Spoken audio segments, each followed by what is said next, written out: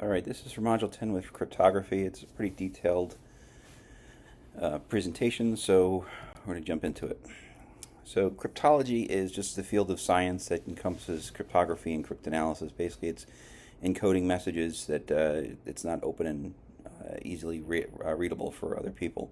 Cryptography is the actual process of making and using the codes to secure the information, and cryptanalysis is just the process of obtaining the plain text from the ciphertext or decrypting it. Without knowing the keys used to perform the encryption. Historically speaking, cryptology has been very extensive and used over hundreds of years. All the popular web browsers use these built-in encryption features without you even knowing about it. And this really came to fruition and came to the forefront during World War II with the Enigma, when the United States, with England, I believe, had gotten some German ciphertext and were able to decrypt them. Some of these key terminologies that you're going to want to familiarize yourself with, as you can see on the screen. I won't go through and read them all, but you've got an algorithm, the cipher, the cryptosystem, the code, decrypt, encryption, keys, plain text, steganography, which we'll go over, and these are also certain things you want to definitely familiarize yourself with. So basically the encryption methods that we use takes the plain text and encrypts it by doing a couple of different things. There's different ways they can do it. One's a bit stream, which is each plain text bit is transformed into a cipher bit one at a time. Or they break it into blocks, hence a block cipher, and the message is divided into different bit blocks, either 8 or 16, and it's transformed into each section is encrypted in that sections. Substitution ciphers, you're basically exchanging one value for another. It can be a monoalphabetic or a polyalphabetic substitution, where either it's a one-for-one character, like a Roman cipher, or a polyalphabetic, where you're having two more alphabets in the encryption process. Vigenère cipher, it's more advanced substitution cipher, and it uses a polyalphabetic code up to 26 different alphabets. So here's an example of a Vigenère, I'm saying that right, square, where you can encrypt each letter with a combination of an polyalphanumeric code. So you just basically find the corresponding letter and you write it down and it continues on that way. Transposition ciphers, it's a permutation cipher, so it involves just rearranging the values within the block. And it can be done at a bit level or at the byte level, or like the largest block ciphers are. To make it even stronger, the keys in the blocks can be increased to 128 bits or more. Now, a lot of the current standards use something similar to this. Like AES, I think they're up to 256 or 512, where they use a larger bit cipher. The exclusive OR is an interesting one. I don't know many places that use this, but it's a function of Boolean algebra that's used to encrypt two bits, comparing them at the same time. So if the two bits are identical, then the binary is 0, but if they're not identical, then it's 1. These are very easy to decrypt, so it's not really recommended for transmitting sensitive data. But here's an example. So you have the first bit 0, second bit 0. Obviously, the result would be 0. If they're opposite, then you've got a 1, and then the same for the 1. The 1 for each bit being a 0. So here's an example. With today's computers, it's not very difficult to decrypt this. So as you can see, 0, 0. So they're the same. So 0, 0, 0. These are different. So therefore, like the fourth character there is different. So therefore, it's 1, and it goes on like that. A Vernum cipher, it's used by AT&T, and it's known as a one-time pad. Cipher uses a certain set of characters for encryption. It's only done one, and then it's discarded. So it's theoretically relatively secure. The pad values are added to the numerical values and represents the plain text that needs to be encrypted. So, and then each character is turned into a number and a pad value that the position is added. It sounds kind of complicated, but once you get into it, you can kind of see it.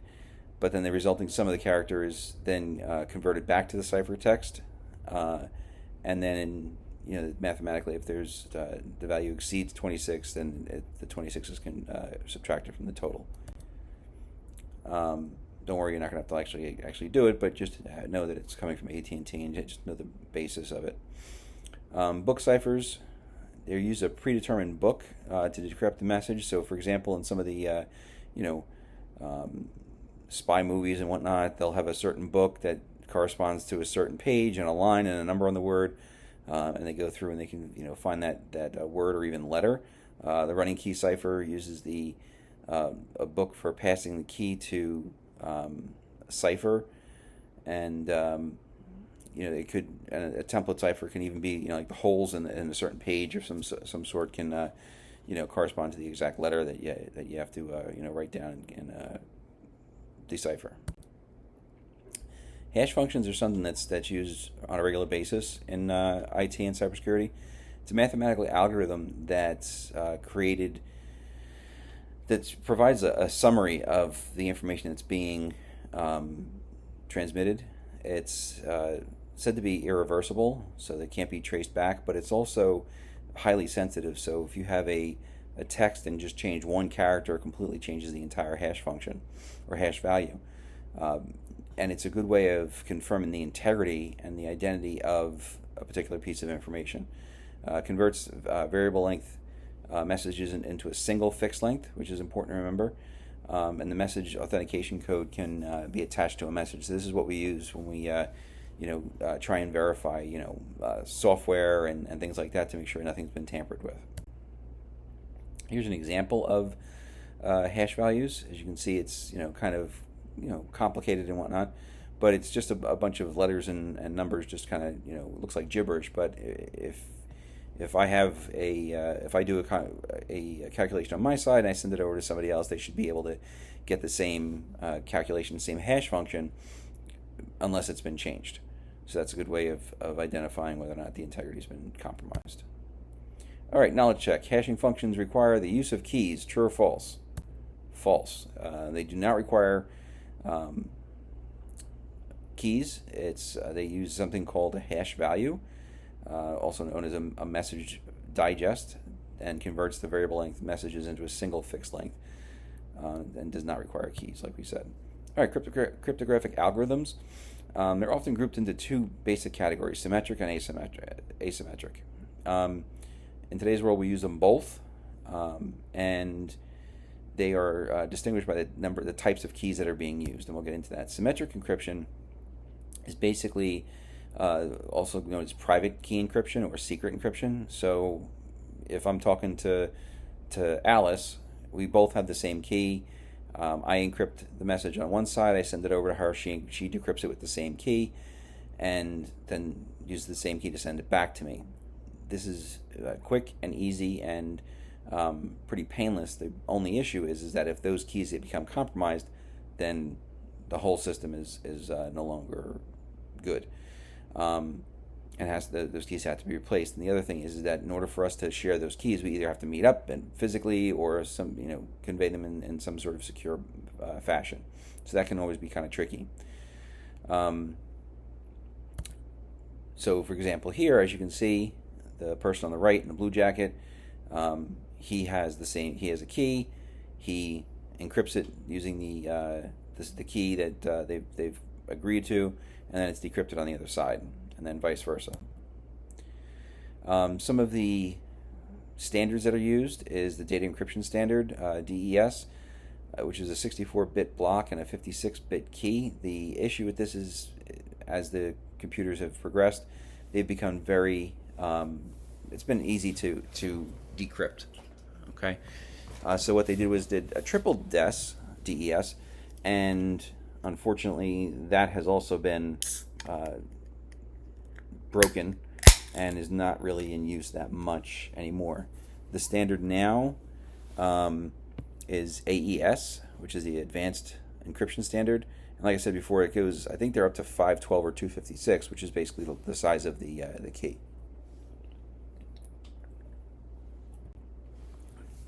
Now, asymmetric encryption is a little bit different. It's a cryptographic method that uses mathematically linked keys, both a public and a private key. And either key can be used to encrypt or decrypt the message, or to encrypt the message, excuse me. So let's say I'm talking to Alice. We both have a private key and a public, and we share the public key, and all these keys are mathematically linked. Now, it doesn't matter if once you use it, which key is which, but as long as you maintain that once you decide a private key is private, you keep it private, right? So if my key will encrypt it, the public key that we share will decrypt it. So let's say I have the message, I encrypt it, send it over to her. She can then decrypt it with the public key that's everybody knows, which is fine. But it's useless without the private key. So then she'll decrypt it with the public, encrypt it with her private, and then send it back to me, and we go back and forth. The RSA algorithm is the first public key encryption algorithm that was published for commercial use. This is used a lot. This encryption style is used in today's world. The only problem is it's a little bit slower and a little bit more cumbersome. So as you can see here, you've got Bob on the right and John on the left. Bob uses his key to encrypt it, sends it over, and John will decrypt it with the public key, and then vice versa. So when you're trying to decide which method to use, it's important to look at the key size, because that's where the strength really lies. The larger the key, the more complex it is, and the security of the encrypted data is not really dependent on keeping the encrypting algorithm secret, but it's more along the line of the key that's the important part here. So it depends on keeping some or all the elements of the keys secret. All right, so if you look at this graph here, if you have a key, now this is talking about in today's world. We're not talking about quantum computing or anything like that. So when you look at this, a key of 16 will take less than milliseconds to crack in today's world.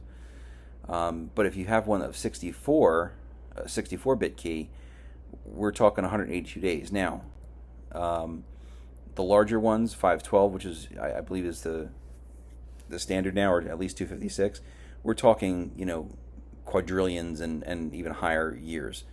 So it does take a lot of time for this. Now, again, with the quantum computing coming down the line, who knows? We're not exactly sure what's going to happen with that, but at least you have an idea as to in today's world why it's so important to use such a large key. So the cryptographic tools that we use give us the ability to conceal the contents, obviously, and it verifies the contents with hash values and things like that.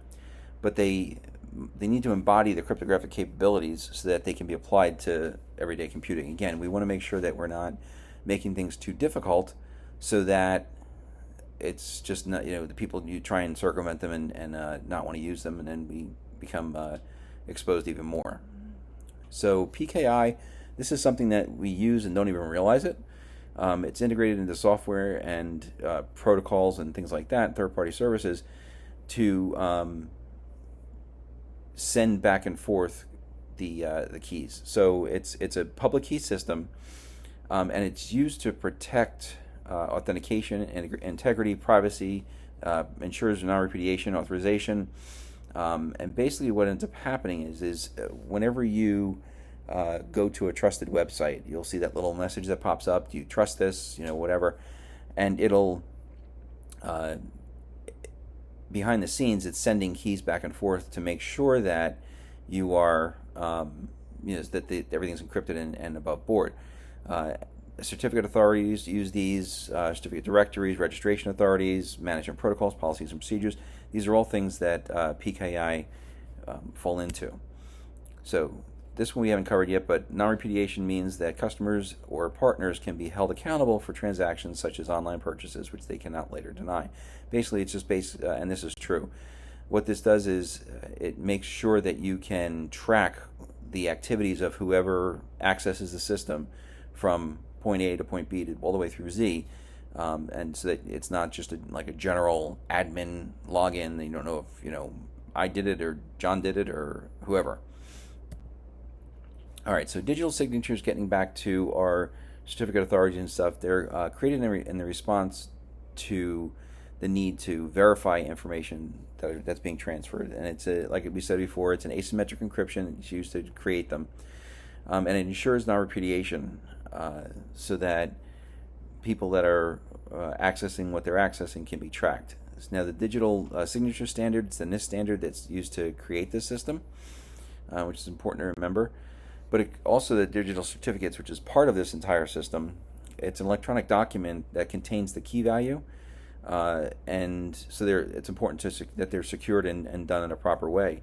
And it's attached to the certificate container, and certifies the origin and the integrity of whatever's being sent. Different client server applications use different kinds of digital certificates. You can create your own internal certificate authority, which actually is something I'm doing at work right now, to try and so you have a server that will distribute and verify the connections and the encryption and whatnot for all the devices in the system. Distinguished names just uniquely identifies the certificate entity. I know a lot of this is not very clear, but I'm sure you've seen these, or even if you go onto a website, you'll see a little icon on the top. You click on it, and it'll show what the digital certificate is, and it gives you the key and kind of, maybe not necessarily key, but it gives you a lot of information regarding it. Okay. X509 is just the certificate structure. It's the standard that's used during this whole process, and these are some of the elements that's included in it. Okay, the algorithm ID, parameters, how long it's good for, the public key, and some other certificate signatures, the algorithm that's being used, that kind of thing. A lot of places will use a combination of these. So they'll use both asymmetric and symmetric. So the asymmetric encryption is more often used with symmetric key encryption as part of the hybrid system. So basically what this is we're encrypting the private key through the symmetric key through an asymmetric method, which is pretty much what the Diffie-Hellman key exchange is. It provides the foundation for subsequent developments in public key encryption, and it's a hybrid encryption method. So here we go. Same as before. This looks familiar. We're taking the private key, encrypting it using the asymmetric method, and sending it over so that we can get it. It's that the point B can use the same key that we were using, and then we can go back to using symmetric. Steganography is actually a very interesting process. You're basically hiding messages in pictures and graphics, so that you look at it, you'd have no idea what you're looking at. There's actually even software out there that you can download for free that will do exactly this.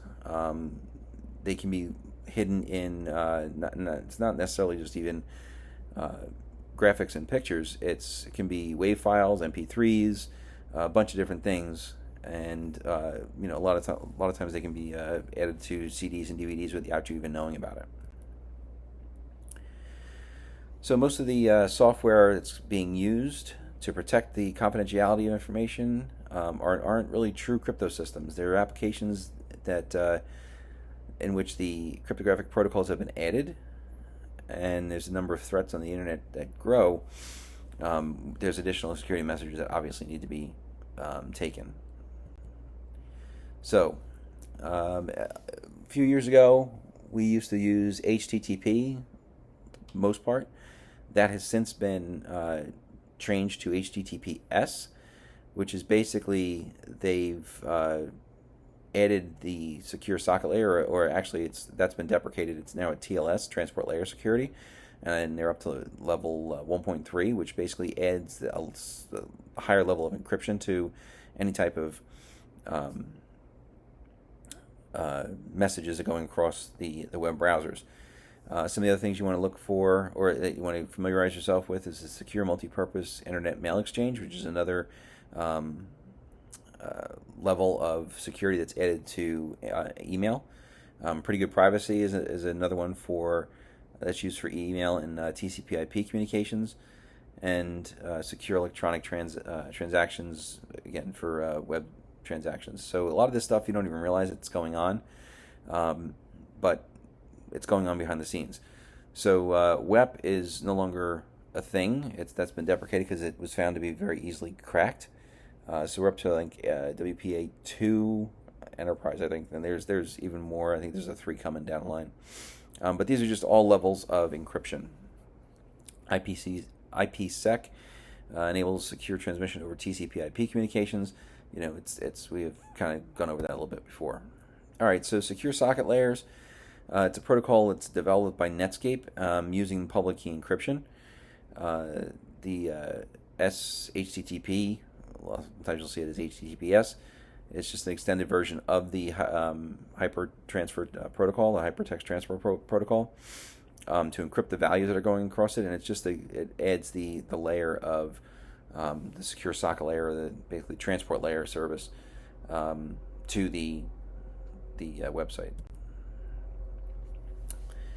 Securing the email, pretty much that's exactly what it is, using the public key the crypto system, or the asymmetric cryptography.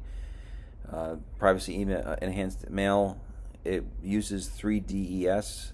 It's a combination of 3DS and RSA for the key exchanges and the digital certificates. And then pretty good privacy uses the IDEA, which is another cipher for message encoding. So if you just kind of familiarize yourself with the different standards and how what level of encryption they use, you'll be in good shape. So secure electronic transactions. This was one of the bases for electronic payments back in the late 90s. It used DES, but like we said, that's been deprecated since it's been able to be cracked. But it provides the security for both internet-based transactions and credit card swipe systems in the stores. This is kind of along the beginning of the PCI DSS standard that we had talked about before. All right, so wireless networks. I don't know if anybody who's around can remember the WEP, or the wired equivalent privacy. That was used a long time ago until they realized that it can be cracked. And then we've advanced to WPA2. Next-gen wireless protocols are based on these other ones here, which is RSN or AES. The counter mode CBC MAC protocol, which is an AES. And Bluetooth can be exploited by anyone with approximately a 30-foot range. There's different levels of that, and it's important to make sure that they're encrypted and nobody can access it. That's why it's important if you don't need it on your phone, like if you're not connected to any type of Bluetooth Fitbit or whatever the case is, that you shut them off, because they can become you're basically reducing your attack surface. All right, so if you look at this, you can see the difference between WEP and WPA. As we said before, WEP is no longer secure. It's a smaller key. It's used by everybody on the network and can easily be broken. Whereas WPA, it's more of a dynamic key. It's a much larger key, and it's automatically distributed, and it improves authentication using a stronger, obviously a stronger key. All right, so securing TCP/IP with IPsec and PGP. So IPsec is just an open source protocol framework that's implemented for TCP/IP protocol standards. It uses the Diffie-Hellman key exchange, which we had discussed, for deriving key material between peers. and the public encryption for signing the Diffie-Hellman exchanges to guarantee the identity, like we had said before. Digital signatures signed by the certificate authority to act as digital ID cards. So that's that whole ensuring that the websites haven't been tampered with and the data being sent over is secure. So if you look at this, you can see that there's different headers between regular headers and IPsec headers. You can see there's an additional layer of coverage, and you can kind of go through each one of these sections and see exactly what they're all about. All right. So PGP, it's a hybrid crypto system that was used back in designed in '91, and it combines different methods to create an open source standard for encryption and authentication of email and file storage as applications. It's a low cost option, and it provides several services. It's authentication by digital signatures, message encryption, compression, email compatibility, segmentation, and key management. So it offers a lot that can go into things. All right, knowledge check. A digital blank is an electronic document or container file that contains a key value and identifying information about the entity that controls the key. That's obviously a certificate, which is an electronic document or container file that contains a key value and identifying information about the entity that controls the key. All right, and that's pretty much it for this section. I'm going to post this on the announcements.